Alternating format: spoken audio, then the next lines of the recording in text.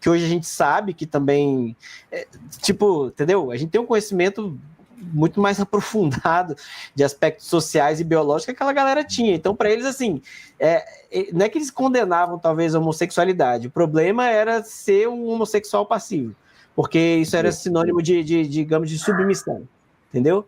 Então, assim, o problema não era ser homossexual, era ser submisso. Aí o judaísmo condenou a homossexualidade completa. O caso do Romano também.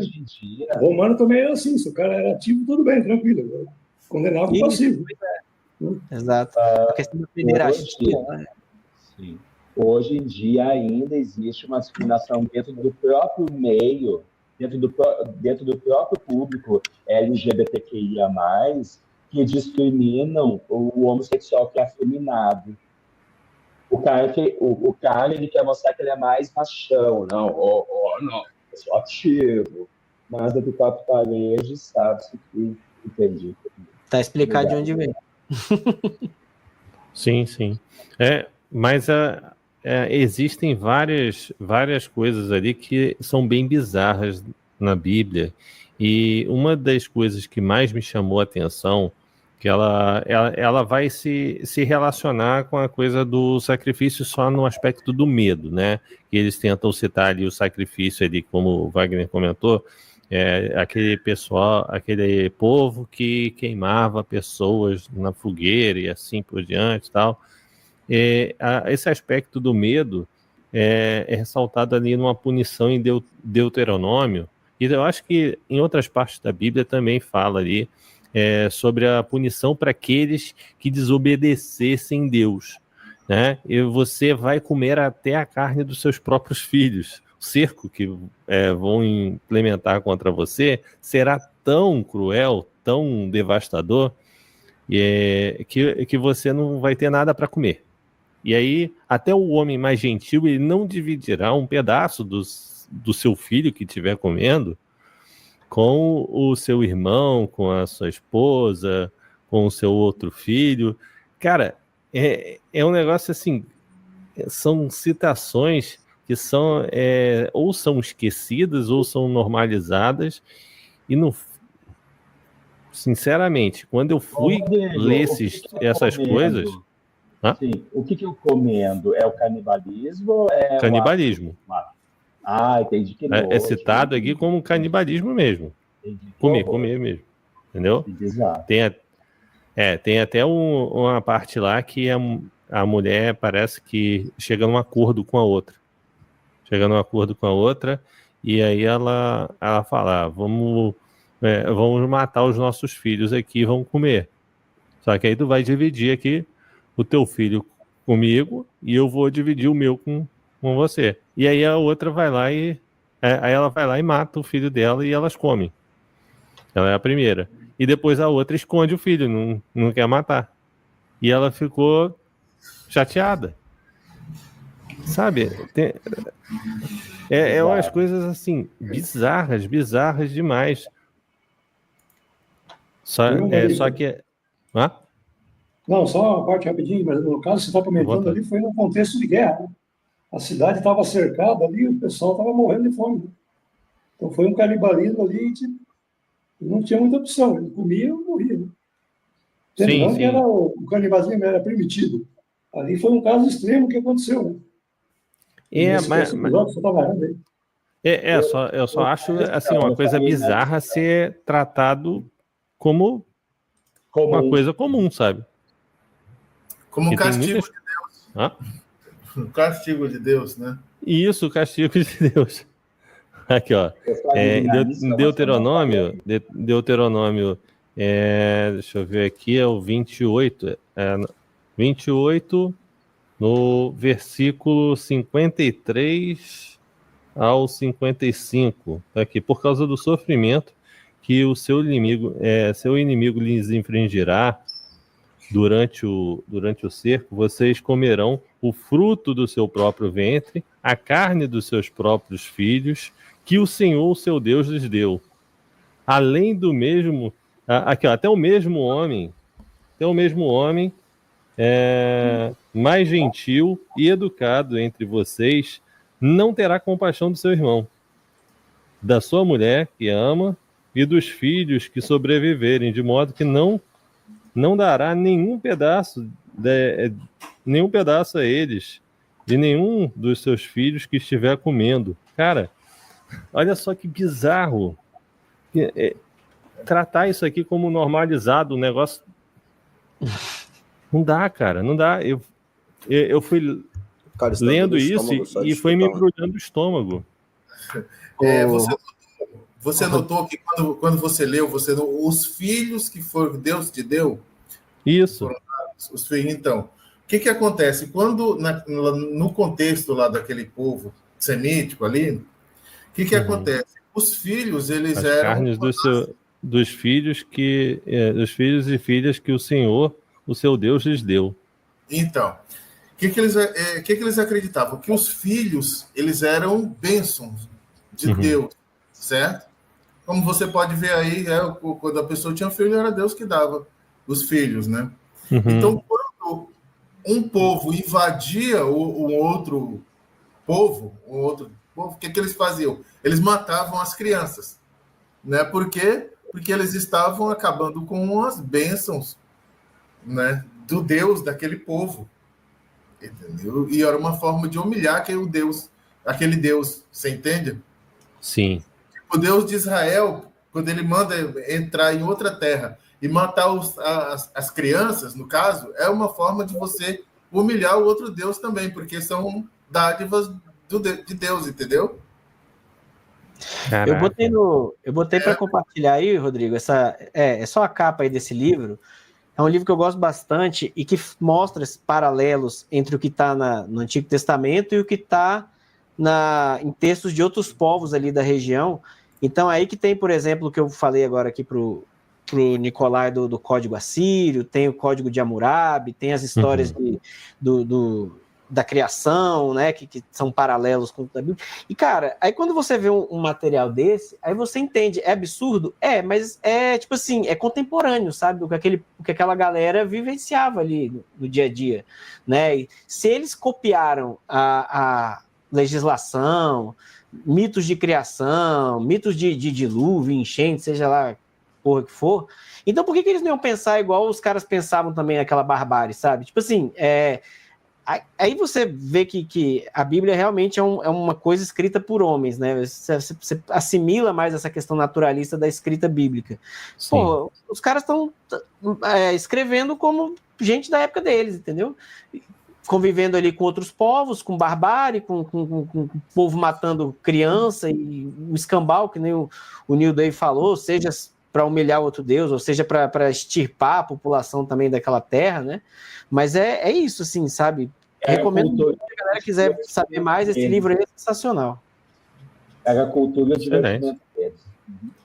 Chegou aqui o Curtis. Boa noite, Curtis, seja bem-vindo aí. Boa noite. E aí, meu querido? Tô ouvindo. Ô, Rodrigo, o cristianismo é contra ou a favor do sacrifício humano? O que tu acha? O cristianismo é contra, né? O cristianismo é contra. É contra? É porque isso aqui é contra, porque o cristianismo nasceu ali, não teve nenhuma estrutura que criou, que apoiou o tal do sacrifício, exceto o tal do Jesus. Né? O Jesus seria o último sacrifício, isso na visão deles, Jesus seria o último sacrifício. Não vi nenhuma sociedade que ainda fazia sacrifício humano depois da concepção de Jesus ter sacrificado todo mundo. Ao menos eu não vi.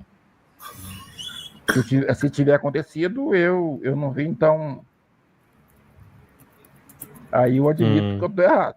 Mas até então, depois que teve a concepção que Jesus é Deus e ele sacrificou por todo mundo, ao menos essa é a cabeça que eles estão pensando, então não tem necessidade de sacrifício humano, não.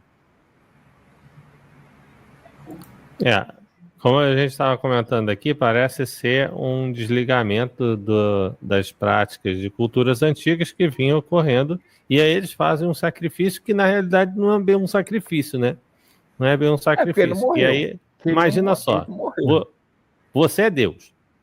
Você é Deus. Sim. Considerando a doutrina da Santíssima Trindade. Você é Deus, Sim. e aí você manda você mesmo, como seu filho, aqui para a Terra, para você se sacrificar, morrer pelos pecados, uma regra que você mesmo criou, né? Para você poder perdoar a humanidade por esse problema que você mesmo criou. Sim. Parece fazer sentido para você? Parece ser um sacrifício, sendo que você é Deus e você vai ressuscitar, sabendo que você vai ressuscitar. A única coisa assim que parece fazer a morte ter um toque especial para o ser humano que ela é única, é o fim. É o fim. Ela é o fim da vida, ela é encerramento. Não tem mais nada o que fazer. Morreu, acabou. Pelo menos é o que a gente tem até o momento. A gente não tem nenhuma evidência de algo além disso daqui. Então não vale a pena considerar nesse caso. Então, e isso parece ser muito especial, e o sacrifício de alguém era especial justamente por conta disso. Porque até esse entendimento as pessoas tinham. Aquela pessoa iria entregar aquilo, o único bem que ela tinha, um sacrifício. Não parece ser um sacrifício quando a pessoa vai ressuscitar daqui a 3 dias. Aí é muito fake. Sacrifício fake. Fala, Pedro. Não, só dar mais um ponto rápido aí. A questão do sacrifício aí, quando no Antigo Testamento, quando fazia aquele sacrifício lá para o Deus do Antigo Testamento, você tinha que queimar a vítima e queimava o animal, subia aquela fumaça, né? Então o Deus do judeu lá disse que sentia prazer, aquele aroma daquela fumaça para ele era prazeroso. E subia aquela fumaça do sacrifício lá para o Deus do Antigo Testamento, ele sentia prazer e aspirar aquela fumaça, né? Agora, indo para o Novo Testamento, a questão que você estava falando, humanista, por que Deus fez essa questão? Teve que mandar um filho para morrer aqui sacrificado. Então, tinha um pai da igreja lá, o Origen, que ele falava o seguinte, que na verdade, esse mito aí, Jesus veio aqui, ele não veio se sacrificar porque Deus, pagar o preço para Deus, né? Na realidade, ele teria que pagar o preço para o diabo, que era que comandava esse mundo aqui. Segundo o Origen lá, Jesus, para morrer para as pessoas, teve que morrer para pagar o preço não para Deus, mas pelo diabo que comandava aqui, que era quem comandava o império da morte, né? Então, esse cara depois foi considerado herege. Então, o Jesus, quando ele morreu aqui, teve que pagar o preço, que era o cara que estava comandando aqui, que seria o diabo, não para Deus. Teve que pagar o pedágio para o comandante aqui, que era o cara que, supostamente, segundo Paulo, era o Deus desse mundo aqui. Então, tem esse detalhe aí também, né? Beleza aí? Galera, obrigado aí. Eu vou dar uma vazada aqui. Rodrigão, valeu aí. Obrigado pela presença, aí, tamo junto. E o YouTube vai te dar razão, viu, mano? Falou aí. É PDF esse livro que você tem? Se você mostrou aí? Eu só não posso falar que é PDF, porque se o autor descobre, ele vai sacanear o Rodrigão aí, entendeu? A gente não... Tô com o hábito agora de não ficar mostrando PDF em live. Isso aqui foi um JPG, tá? Peguei na internet, mas o livro, de alguma forma, eu tenho ele.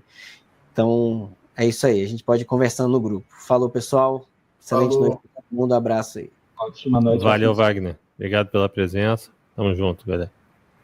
Ó, teve um comentário aqui, a Clarice Araújo perguntou esse pica-pau do CV ali atrás. Não é pica-pau do CV, menina, é a namorada do Curtis, tá? Não é pica-pau do CV, não. Ó, a Mariana mandou aqui um live pix, deixa eu colocar aqui para exibir, rapidinho. Mário Bióloga mandou R$5. Pedro, explica essa sua teoria de Jesus ter sido sacrificado no universo. Não entendi. BJS menor que 3. Foi um emojizinho que ela tentou fazer ali. A IA leu como BJS. Ai. Fala aí, Pedro, como é que é essa história aí? Tu conseguiu ouvir? Sim, ela aqui falou que acho que foi aquele comentário que eu falei naquela hora que está na Epístola aos Hebreus, né? Jesus entrou lá no santuário celestial que teria lá no céu. para fazer o sacrifício para Deus. Isso está na Epístola aos Hebreus. Eu não estou lembrado do capítulo agora, né? Então, Jesus seria um sumo sacerdote celeste da ordem de Melquisedeque. Então, ele entrou no templo celestial lá, não nesse templo da terra aqui. Que eu falei que está na Epístola aos Hebreus lá. O pessoal que conhece aí pode confirmar o que eu estou falando, o Nildo. Então, eu acho que é isso aí que ela entendeu. Né? Então, Jesus lá fez um sacrifício no templo celeste, segundo essa Epístola aos Hebreus. Beleza? Eu confio na sua palavra, não preciso confirmar nada, seu Pedro. Que está escrito lá, né? Sim. Eu confio em você. É que na verdade, é uma confusão. É muito confuso esses negócios, né? Porque ali tem resquícios dos evangelhos gnósticos, né? Que falavam que Jesus não veio à Terra, né? Que esse sacrifício é tudo celestial, sacrifício é tudo espiritual, né? Sim. Agora o Cássio falou que o cristianismo não é favorável ao sacrifício, mas, cara, se considerar ali Jesus como um sacrifício, ele é favorável ao sacrifício, só que é o sacrifício único. E ele é um sacrifício humano. Né? Jesus, ele realmente... de acordo com a crença deles, né, segundo o que eles acreditam, ele foi sacrificado e ponto. Existiram sacrifícios ali ao longo da Bíblia? Existiram, parece que é aquela coisa que a gente estava comentando com o Wagner, existiram sacrifícios e eles tinham essa coisa de estar sempre lutando contra aquela galera que estava fazendo sacrifício, sempre repreendendo e tudo mais, mas de vez em quando rolavam os sacrifícios ali. E isso dali, pelo menos, é o que me parece quando a gente lê a Bíblia. Né? Por exemplo, o que Abraão ia fazer com o filho dele. Isso, ele aceitou de boa. Era um sacrifício. Ele aceitou de boa.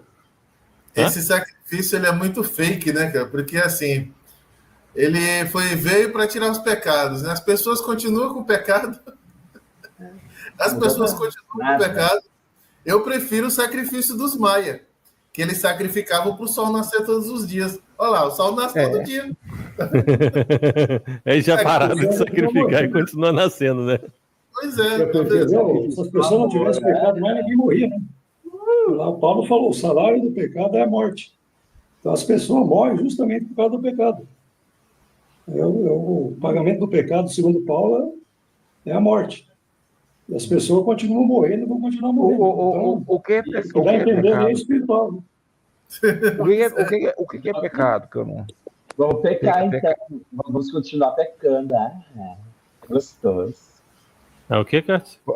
Porque pecado seria agir qualquer coisa contra as normas de Deus. Né? Pecado seria contra qualquer lei de Deus. Se for assim... a pessoa, quando foi abolida a escravatura, você está indo contra uma das normas de Deus, né? Está indo contra uma das leis que ele colocou lá. Acho que foi a sexta, que falava, que apoiava a escravidão e até ensinava como é que você podia escravizar. Então, você queria estar falando aqui, transgressão da lei. Sim, daquela lei lá que o Nildo sabe muito bem que tinha muita coisa macabra naquela lei lá. Tinha muita coisa do capetinha naquela lei lá, porque não tem condição não, velho. Tem condição não. Tinha muita coisa ruim. É diferente porque, assim, no Antigo Testamento, transgredir a lei, no caso, você era o pecado, né? A palavra em hebraico significa, inclusive, acertar o alvo, né? Errar a direção que está indo. Né? Então, seria você se desviar das leis de Deus ali, fazer... E no Novo Testamento, não. No pecado, ele é uma dívida que você tem com o pecado original de Adão, que Jesus tem que sacrificar para que perdoar essa dívida que você tem. Né? Uma dívida universal, né? Que passou para todo mundo através do pecado de Adão. O Nildo falou aí a questão do pecado. A palavra grega significa amartia, né? Amarte. Significa você pegar uma flecha, disparar a flecha e errar o alvo. Então, esse é o significado da palavra. Sim, E aí, como você tem, então, esse seria o significado da palavra pecado. Pecado é nome lindo. Acertar a flecha no alvo. Ai, adoro. Vou continuar pecando. Seria mais ou menos isso o sentido. Por isso que a gente tem que amar. Vamos se amar em vida. Em vida, na morte não dá, né? Em vida. A Clarice comentou aqui, Viz, pinta de loiro, porque os polícias estão sacrificando para os políticos sentirem o cheiro. É foda. É bem por aí mesmo. Mas essa questão de sacrifício, eu queria que tivesse crentes aqui. Crentes não querem subir mais. O que está acontecendo? O pessoal está virando tudo ateu, Vocês têm que parar com essas lives aí. Há um tempo atrás eu abri uma live dessa daqui, eu chovia crente aqui falando assim, vocês estão falando besteira. Eu vou subir aí e vou refutar vocês. Agora tá todo mundo aqui concordando. Mas viu, uma lista. Se tivesse um crente na live, sabe o que ele ia falar para você? Ele ia falar assim, Jesus Cristo é o nosso Cordeiro Pascal que foi sacrificado. Então, para o cristianismo, Jesus é o Cordeiro de Deus que foi sacrificado. É isso que eles vão falar para você. E não teria outro assunto. Eles te falaram. O cristão tem assim. Os pecados do mundo. É assim que o cristão acredita, né? Até mesmo esse conceito de cordeiro, tirar o pecado, esse conceito está totalmente por fora, né? Porque. Pois mas os cristãos acreditam assim, né? Vamos fazer. Não, mas diga assim, se a gente for pelo contexto do Antigo Testamento, cordeiro que tira o pecado do mundo, cara, isso não faz o menor sentido. Quem tirava o Porque assim, né? Eles juntaram o sacrifício do cordeiro, lógico, né? Que era o sacrifício para tirar o pecado, com a Páscoa. Mas o cordeiro da Páscoa, pela tradição judaica, já é para tirar o sarro de um deus egípcio, né? Que os deuses egípcios, eles têm rosto no Antigo Testamento, né? Não, então, os deuses egípcios têm rosto de animais, né? Como vocês sabem, Anubis, jacaré e tudo. Uhum. E eles têm um dos deuses deles tem a cara de cordeiro lá. Entendi. Então, quando os hebreus... Então, os egípcios, muitas vezes, eles tinham o cordeiro que nem um animal sagrado, que nem a vaca na Índia. Sim. Então, para tirar um sarro, para debochar desse Deus... Aliás, todas as pragas que você vê, elas são feitas para debochar de um deus egípcio, né? O deus do Nilo, que é o outro deus das rãs, deus não sei mais do que. E esse deus aí, cara de cordeiro. Então, o que os hebreus fizeram para tirar o sarro? Matava o cordeiro e passava o sangue dele no umbral da porta. Entendeu? E isso ficou como tradição dos hebreus, né? Uhum. Matar o cordeiro na Páscoa. E não tem nada a ver com pecado. Mas você tem que ver, Nildo, você está falando do Antigo Testamento, mas no Novo Testamento os caras pegaram e reinterpretaram tudo isso aí. Então, fizeram a reinterpretação e para eles Jesus era o cordeiro. Pois é. No Novo Testamento é assim que os caras querem. Mas se eu não me engano, mesmo depois da morte de Jesus, aí tinha que ser o Marcos que estivesse aí, porque o Marcos, eu acho que já falou isso, que mesmo após o sacrifício de Jesus, teve mais, os apóstolos continuaram sacrificando, né? Os apóstolos continuaram fazendo sacrifício. Aí é complicado, porque esse sacrifício de Jesus só foi aceito, eu acho que em 300. Eu acho que antes disso não tinha esse negócio de sacrifício. Não, antes isso aí está na Bíblia. Não, isso aí está no Novo Testamento. Não, Paulo falou isso. Está na Bíblia. Paulo falou, Cristo é nosso cordeiro. Sim, está na Bíblia. Só que os livros da Bíblia não foi construído, não foi escrito assim, um escreve uma, aí passa para o outro. Não foi desse jeito. Não, isso está enganado, viu? Peraí. Os livros da Bíblia, nós só temos uns pedacinhos pequenininhos assim, beleza? O resto foi adicionado a posteriori, beleza? E em 300 aumentou muita coisa. Em 300, acho que no concílio de Nicéia lá, quando foi o primeiro, aumentou coisa pra caralho, inclusive a santidade de Jesus. Antes Jesus era santo, não. Foi só depois. Jesus não era um cara milagroso. Depois desse concílio aí, que Jesus passou a ser um cara fodão, todo poderoso. Entendeu? Antes não era. Então, eu acho que mesmo depois do sacrifício de Jesus, as pessoas continuaram sacrificando. Por quê? Porque ele não era o tal do cordeiro, entendeu? Depois que eles foram falar que ele era o cordeiro. Isso aí o professor Marcos tem que subir e falar com a gente, porque eu escutei isso dele ou do Sabino, entendeu? Foi de um dos dois que eu escutei isso. Só esclarecer o que você está falando aí, Ah. a questão aí que você falou que foi feito lá no ano 300, do Nicéia, não, esse texto que nós temos da Bíblia hoje, aí, do Novo Testamento, segundo os especialistas, ele é do ano 200. Do ano 200. Então, a Bíblia, o cânon lá, a escritura já tinha ali no ano 200, já tinha o texto do Novo Testamento ali. Tinha várias vertentes do judaísmo. Tinha várias. Os quatro evangelhos já estavam prontos lá no ano 200, já tinha lá. Não estava, não. Tinha um pedaço. Não sei se você está tirando a tua fonte. A minha fonte, eu estou citando um cara que é especialista em história da igreja patrística. Então, mas tudo bem, deixamos quieto isso aí. Pois é. Evangelho já tinha, né? Cópias, né? Porque era só cópias era cópia da cópia. Agora, um manuscrito completo mesmo, só no século IV, né? Com os codex, os sináicos e vaticanos. Não, completo, né? Mas não que não tinha no ano 200, primeiro século tinha lá, não estava completo, mas tinha lá manuscrito, né? Não estava completo, mas tinha lá. Eu fico pensando na quantidade de coisa que eles colocaram depois. Claro, foi manipulado, né? Claro. É óbvio que foi manipulado ali. Mas o cano do Novo Testamento, lá no Irineu de Lyon, lá no final do segundo século, já estava fechado, os quatro evangelhos. O Irineu de Lyon falou. O cara que formou o cano do Novo Testamento lá. Até a questão da santidade de Jesus, por exemplo. A questão da santidade de Jesus não tinha. Até mesmo, quanto à santidade de Jesus, assim, né? Transformar Jesus em Deus, até mesmo do Codex Sinaiticus do século IV para o texto do século XII, que é o Codex, que é onde vem as nossas Bíblias, né? O Codex. Textos receptos do século XII, que foi compilado lá com Erasmo de Roterdã e tudo mais.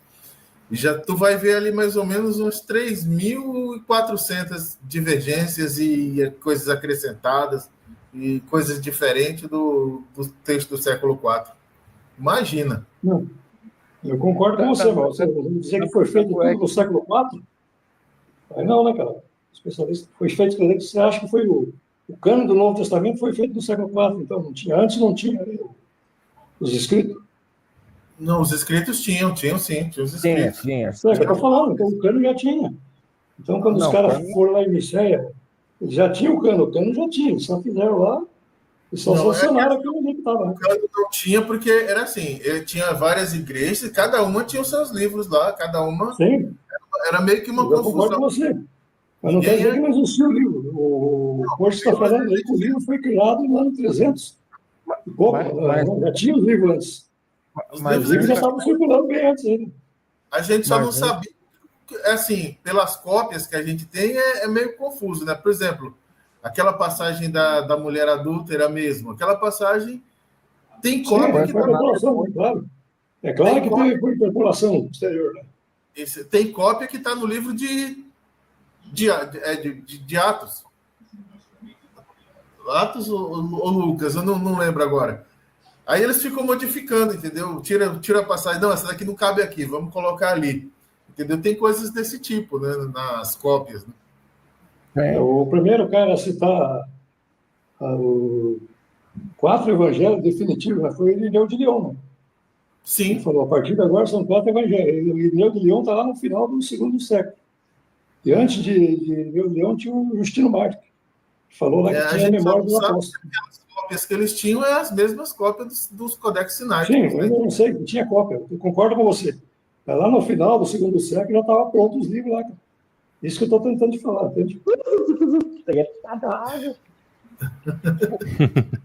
Ô, Alisson, vergonha, tu não aparece hoje, né? Luan comentou aqui, ele perguntou aqui sobre a manifestação do Luciano Huck sobre a mega operação. Cara, eu assisti esse vídeo aí, eu achei que o Luciano Huck, sei lá, ele deu uma fantasiada em algumas coisas ali, mas no total eu tendo a concordar com ele. Só acho muito estranho ter que concordar com o Luciano Huck, tá? Concordar com ele, eu acho um negócio meio bizarro. Eu não sei nem por que ele não ficou no quadrado dele, nem falava no assunto, ele se meteu numa polêmica com aqueles possíveis apoiadores dele. É um negócio meio bizarro, sinceramente. Cara, não faz sentido o cara se envolver nesse tipo de coisa, não. Ele quer mostrar serviço pra Globo. Hã? Ele quer mostrar serviço pra Globo. Ele não quer perder o trampo.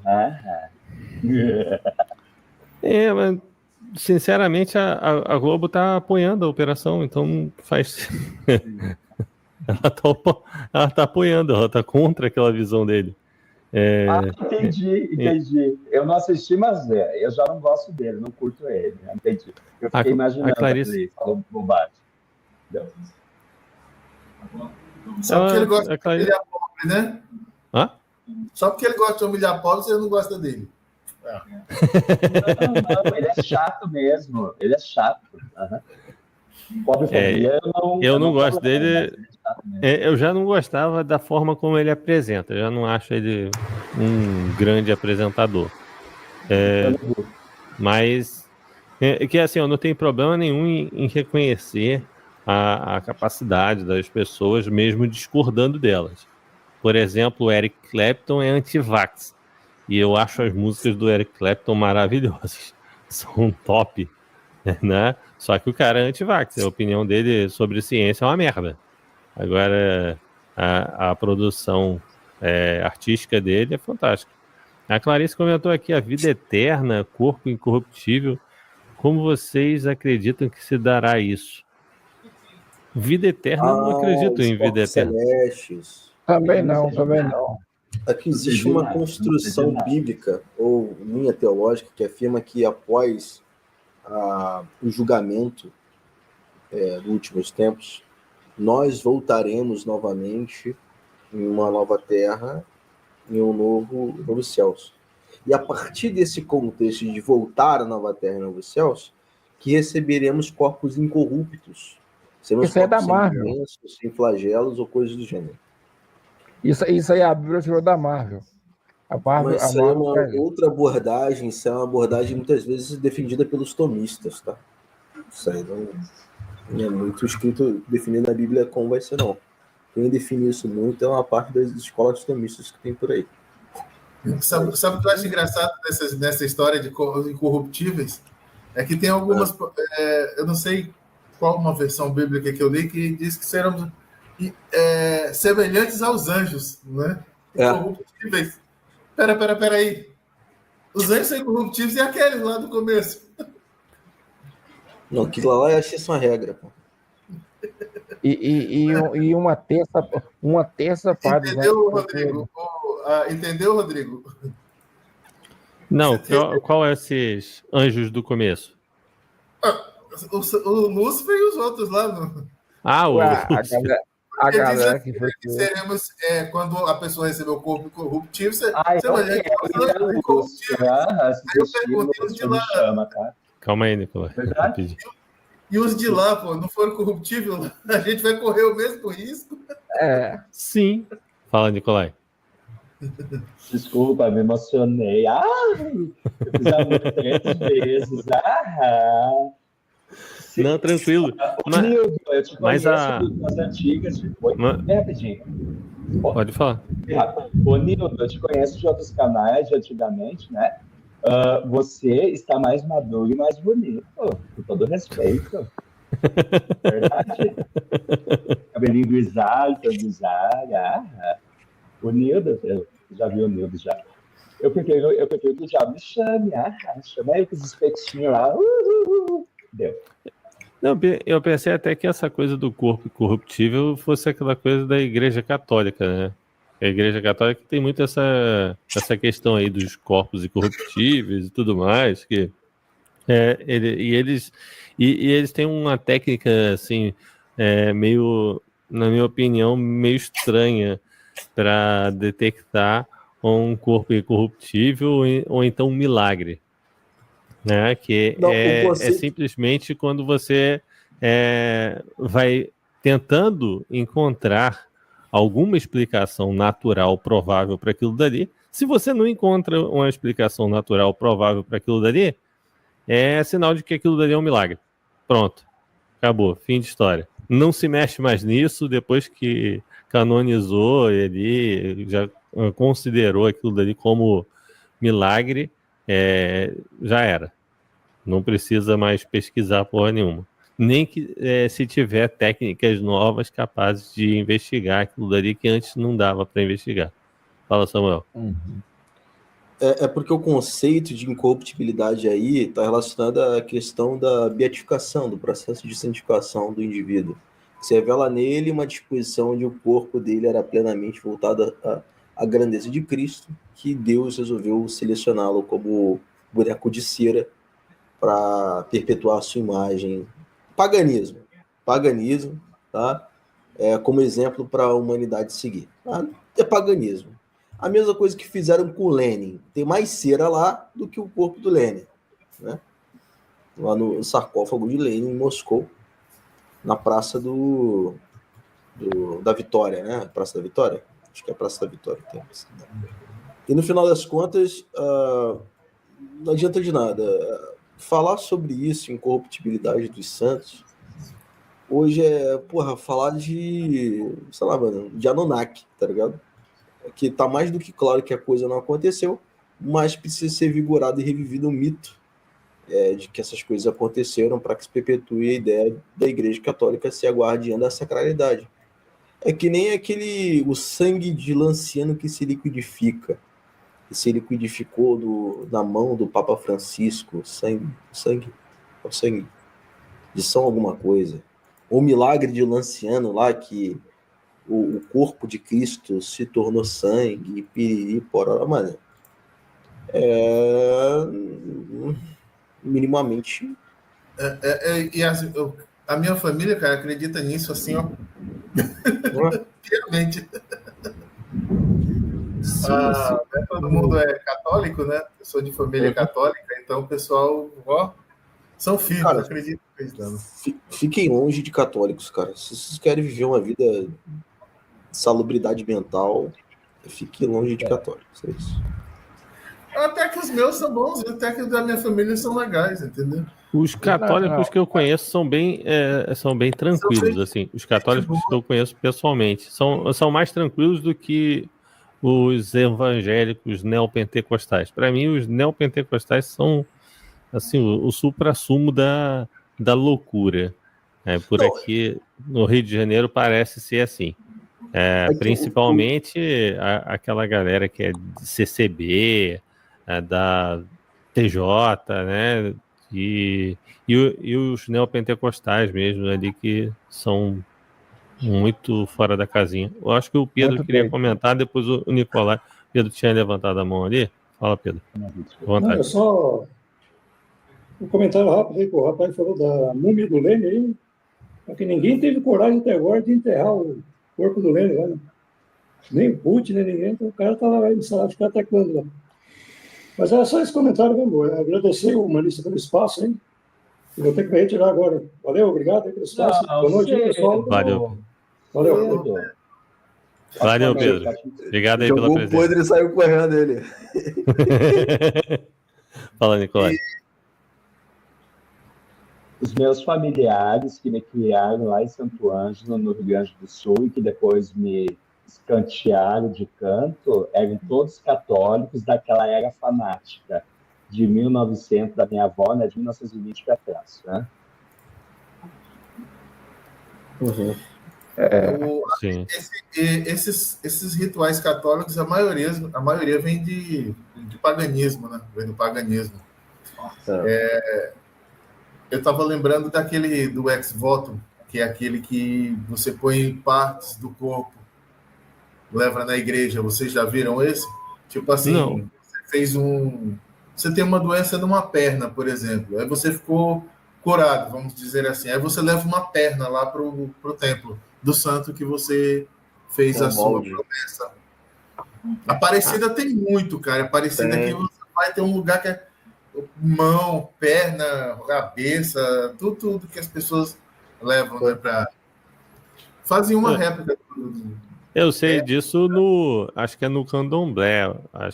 No candomblé tem essa coisa de perna de cera, né? O pessoal faz perna de cera. A maioria dos católicos é de madeira mesmo. Faz o Jason fez lá aquele documentário lá na Aparecida, mostrando lá o pessoal fazendo comércio das pernas, das mãos, né, das partes dos membros do corpo em cera, e depois vão lá e colocam naquele negócio redondo lá, pegar calor, né, e derrete a cera, e eles usam a cera depois de novo. Galera é foda, cara. Galera é foda. Mas sim, o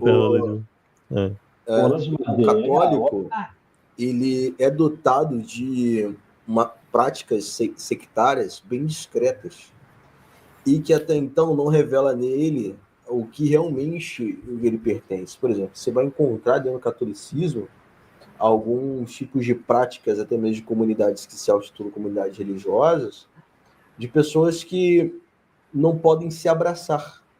Não podem abraçar nem seus familiares, nem seus irmãos. A construção de que homens e mulheres devem se respeitar mutuamente, onde a afetividade de família, previamente, ela já é uma problematização. Por si só. Então, comunidades como Maranatá, famílias novas do Imaculado Coração, algumas subcomunidades aí da Canção Nova. A própria Canção Nova é uma grande seita em céu aberto, onde vigora determinados dilemas como esse.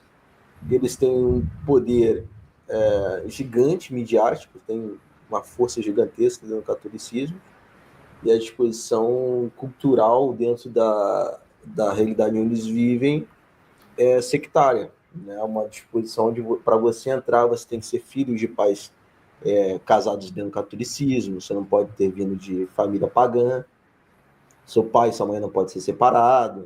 Grande parte das organizações sectárias no catolicismo, para você internalizar naquilo que eles chamam de vida,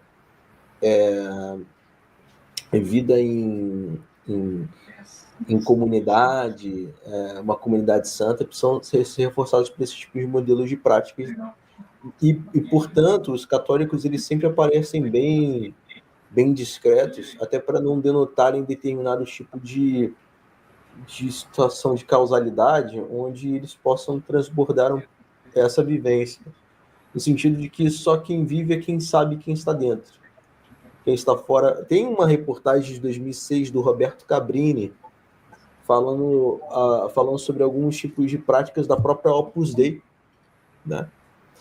E quem leu aquele livro Sulco, A Forja e outros tipos de textos da própria Opus Dei entende um pouco do significado dos padrões e estilo de vida que eles levam. Uma das comunidades religiosas fundadas no catolicismo, e o fundador desta é tido como santo, inclusive, em particular. Outras fraternidades que eles vão chamar também, fraternidade São Pio X, que são escolas mais padronizadas para a alta classe. A galera paga granas para estar internado ali, para receber, para ter um estilo de vida de internato nível, sei lá, Harry Potter, tá ligado? Só que da igreja. Colégio Marista, não lembro lá do show. Essas seitas, assim, que elas são seitas, né? Dentro da própria igreja, assim, elas são meio que seitas. Essa Maranatá, também a renovação carismática. Quando eu era criança, de vez em quando passava na televisão algumas procissões assim, que eu achava um negócio meio bizarro. Tinha a galera lá com o santo ali na frente, e Jesus, às vezes, numa cruz ali e tudo mais, um monte de velhinho seguindo, o padre lá na frente, aquela coisa. E na rabeira, e até relacionando aqui com o tema da live, vinha pessoas se martirizando com uma cordinha e giletes na ponta, fazendo assim. Hoje em dia você vê mais em religiões orientais esse tipo de coisa, né? Você vê esse tipo de coisa em religiões orientais ali, tipo em hindu, até algumas partes ali do Vietnã, essas coisas assim. Você vai ver esse tipo de religião assim que é mais, eu considero mais primitivo em suas práticas ali, seus rituais. E eles faziam esse tipo de coisa e passavam na televisão. Hoje em dia eu não vejo mais. Hoje em dia eu não vejo mais. Vocês têm notícia desse tipo de coisa? Assim, de eles se martirizando?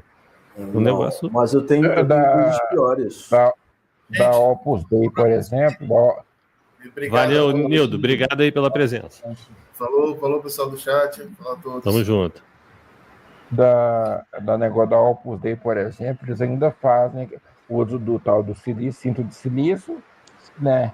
Que tem a questão do chicote também, que seria esse negócio seriam para simular a dor que Jesus sentiu, né? Seria isso. A Opus Dei, eles ainda usam isso. Beleza? Por debaixo da roupa não aparece. Não aparece. Só que isso é uma vertente muito pequena do catolicismo. Dos cristãos. Entendeu? É muito poucas pessoas, mas ainda tem. Aí o negócio da autoflagelação. Autoflagelação, Só que é velado por debaixo da roupa. São pequenas pregas de ferro que ainda machucam se alguém te encosta.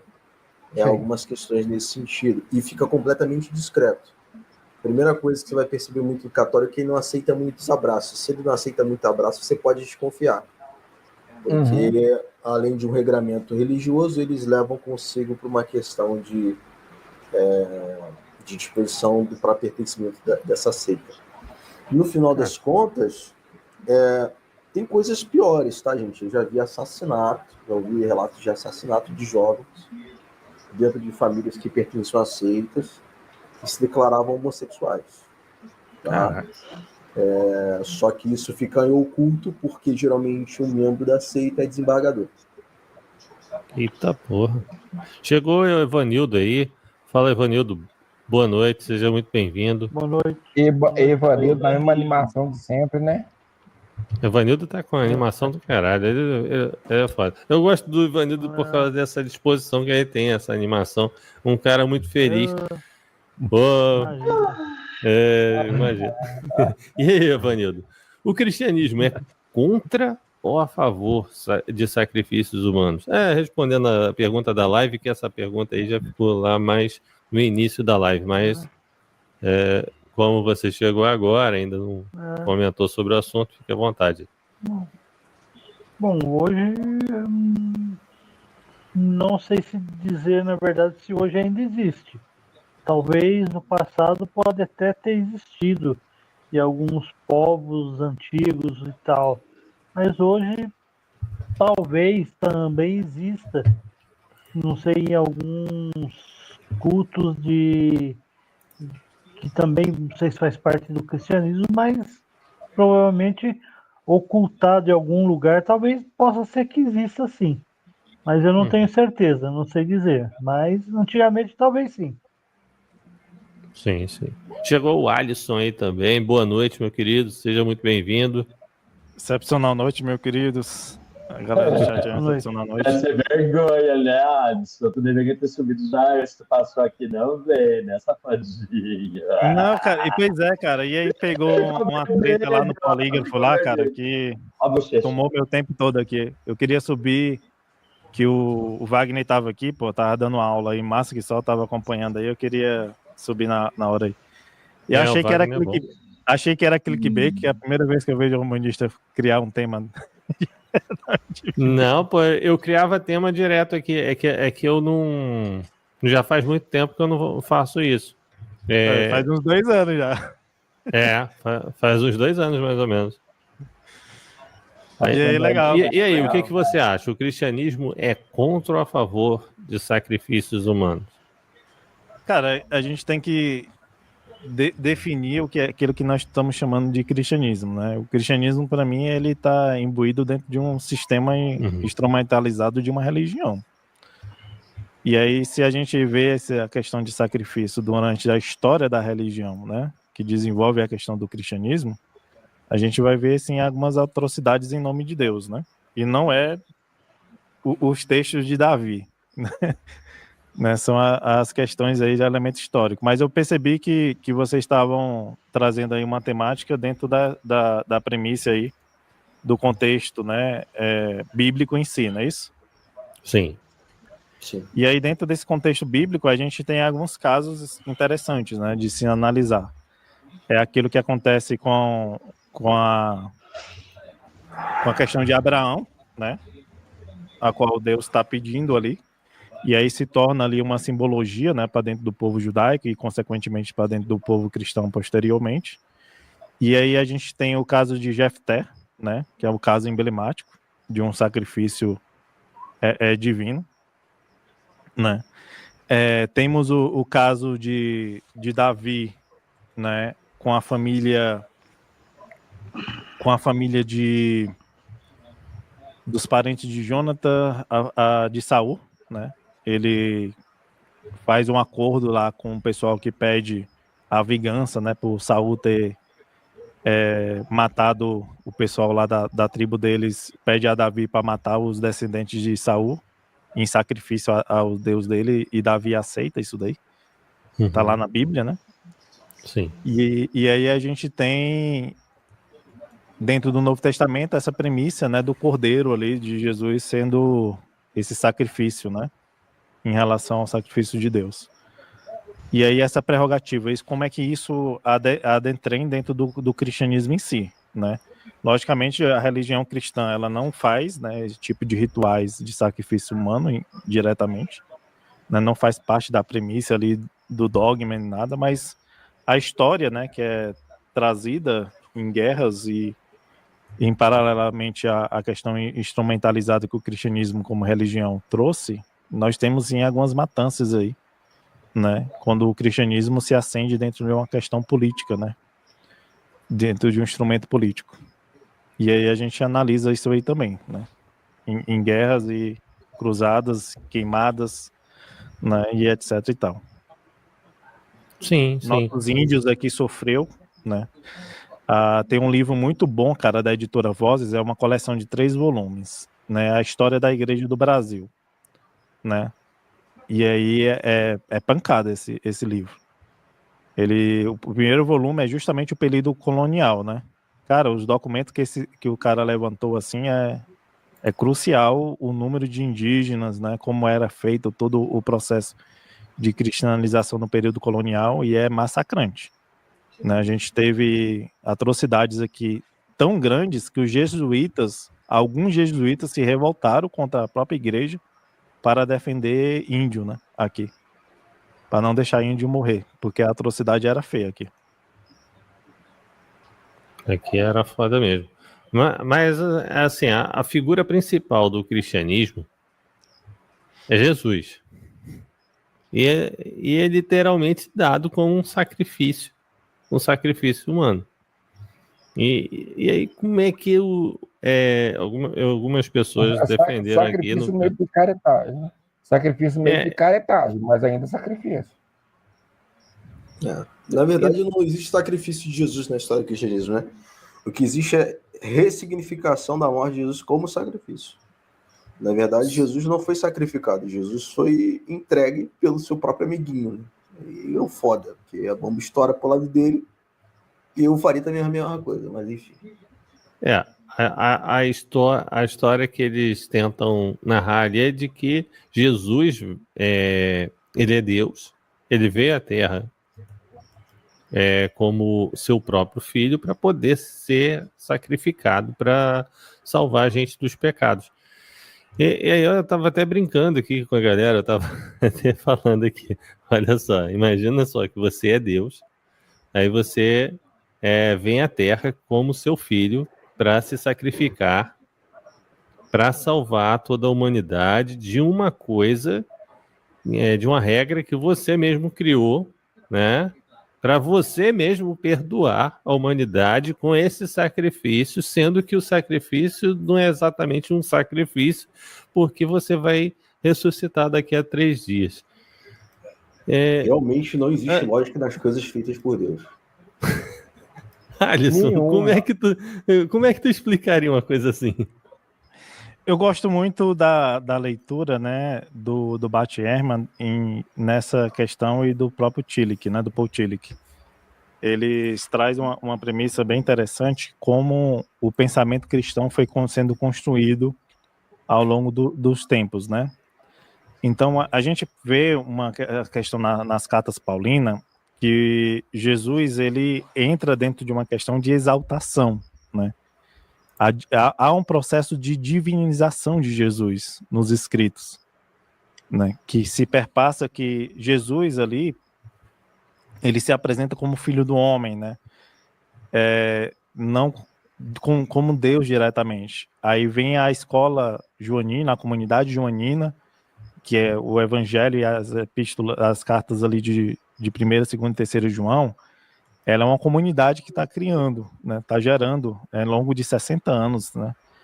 Foram escritos esses escritos ali do Evangelho de João. Aí lá que já começa essa questão de divindade do próprio Cristo, né? Então, o reconhecimento dessa divindade, ela é posterior, né? Ela não é no ato ali do sacrifício em si. Isso dá para se notar, né? Então, essa premissa ali de dizer que Jesus já sabia que ele era Deus, já sabia que havia de ressurgir, né, ela não se encaixa para a questão, vamos dizer assim, dos sinóticos ali. Porque a divinização de Jesus, ela é um ato posterior. Ele é o vencer essa morte, né? Aí eles traz essa ressurreição de Jesus e essa divinização. E aí isso é paulino, né? É Paulo que vai ampliando essa questão da ideia, e a comunidade de João ali, né, joanina, a comunidade joanina, que é assim chamada, que dá essa ênfase da divinidade de Jesus ser Deus, e de fato, para o cristianismo. Sim. Ó, chegou o do pai aí. Salve do pai, boa noite. Já colocaram ali, né? A galera do Antônio chegou aí. Chegou a galera do Antônio aí. Boa noite, galera. Sejam todos muito bem-vindos, tá? Quem puder, se inscreva no canal aí, deixa aquele like que ajuda demais. Fala do pai. Aí, Nicolai. Boa noite a todos aí, boa noite, geral. Boa noite. E aí? Qual a sua opinião do pai? Antônio, ninguém conseguiu me refutar, não, né? Não conseguiu me refutar, não. Rapaz. Ué, vamos tentar aqui, vamos tentar. Mas quando você entra do pai na live com esse nome do Paulo aí, cara, aí é irrefutável, pô. Talvez, né? Mas e aí, sobre o tema da live do pai? O que tu acha? O cristianismo é contra ou a favor do sacrifício humano? Cara, temos que colocar o que... Vou falar do início, né?